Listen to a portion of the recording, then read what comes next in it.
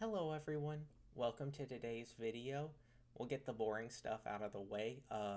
Anything I say, don't act on it without doing your own due diligence. Just because I'm invested in something doesn't mean you should be. I'm a guy on the internet. I could lie to you theoretically and tell you to invest something that's a tax scam, and you really wouldn't know. So again, do your own due diligence. Don't take everything I say as fact, even though I'm being transparent. I've pulled all of this data from the 10Ks and everything like that. But again, I just don't want you guys to fall for any old clickbait title investment pitch. Okay, now that we have the boring stuff out of the way, let's talk about today's investment. As you can see on the screen, I have Build-A-Bear Workshop. Build-A-Bear Workshop was founded in 1997 as a malls-based experience store. I'm sure plenty of you have gone to Build-A-Bear in the past before, but basically the whole concept of the store is as you're in the mall, maybe you're a parent and you have small kids, or you were that small kid and you see the Build-A-Bear Workshop where you immediately run inside, and there on this wall are plenty of options of potential stuffed animals that you can actually make in store. So you pick out your animal, you wait in line, you're at the stuffing place, you get a little heart, you do your little thing with it. I think they have you rub your hands together with it or whatever. You put it in, fluff it up. I think they've gotten rid of them now, but they used to have the pretend baths or whatever. You take your stuffed pet that you've just made, you give it a little bit of a bath, you pick out some outfits for it or whatever, and then your parents are charged an exorbitant amount, or you're charged an exorbitant amount if you have a girlfriend that loves Build-A-Bear or loves stuffed animals. Now, since its inception in 1997, the company has actually sold over 225 million stuffed animals. That's quite a lot in the entire time of Build-A-Bear. And currently, they've moved on and expanded outside of just stuffed animals with gift boxes, and they also sell pajamas. So, as of right now, Build-A-Bear has about 350 corporately managed locations, with 312 of them in the US and Canada, 38 in the UK and Ireland, and 68 franchise stores operating internationally. That was pulled from the 10K. It's actually a bit more now. But again, the idea is that primarily their operations are in the US and Canada that they own. And then, as I mentioned, they've actually become a franchise, and they actually franchise a lot of their stores out of the UK, Ireland, Italy. I found one in Milan just in a random toy store. It was walking around looking at, they had sections for Nerf, Hot Wheels, and then you hit the back and there's just a random Build-A-Bear in this crazy big toy store. But again, Build-A-Bear's business models are broken down into three sections. They have their direct to consumer, which is just, again, their e commerce. They have their commercial, which is actually the in stores, and international franchising, where people will pay the franchise fee. They'll get support from Build-A-Bear. They'll be able to sell Build-A-Bear's products, and Build-A-Bear will get a percentage of the profits that they actually make.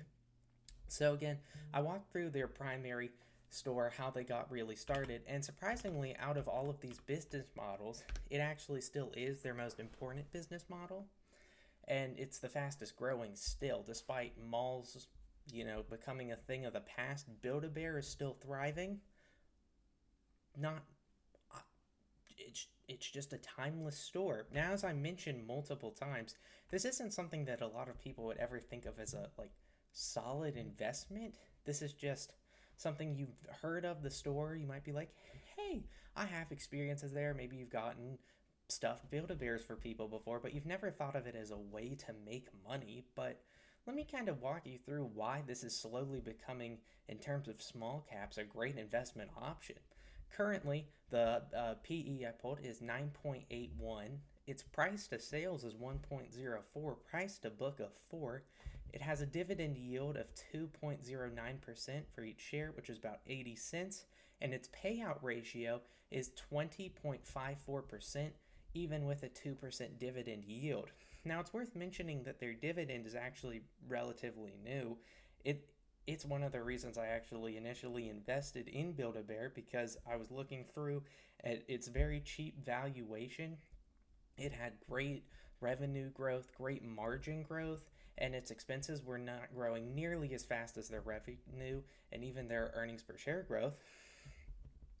And then they announced that they were going to do dividends, which I was a little bit unsure of because typically in small caps, I at least like to see the unused cash being used for buybacks. And then I found out, hey, it's only 20.54% in terms of their payout ratio, and they're still committing to the buybacks they were already committing to, and they're buying back additional shares. So now they're also finding ways to again return money to shareholders.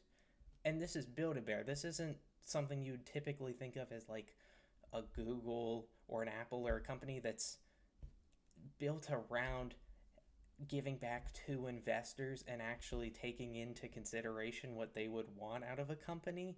This is a small cap that shouldn't have a quality team centered around actually like benefiting the investors of it. But again, based on the slides, giving you some time to see, just like from 2019 to 2023, the growth in those categories. And then again, I broke down a little bit of the stores, but here you can actually see the percentage buildup of these stores. Franchises are growing. Again, I mentioned when I was in Europe, I was surprised that how many I just randomly stumbled upon. And even at theme parks, as you can see, SeaWorld, Camp Rowell, they're starting to make Build-A-Bears into like actual, you go out of your way to visit them as opposed to just in the mall, which I think is a really, really cool idea.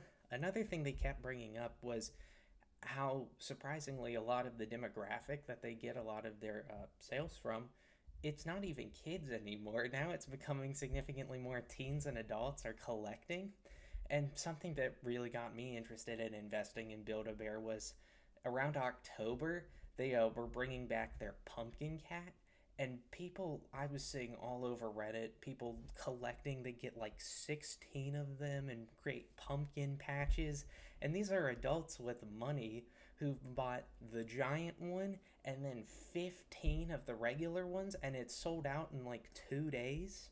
So they create things that are not only like, because with the pumpkin cat, you were missing the experience. You weren't even going into the store and doing all the steps to create a bear. That was just straight e-commerce, and they were dominating in that category. Also, it's worth noting that their main competition is actually privately owned.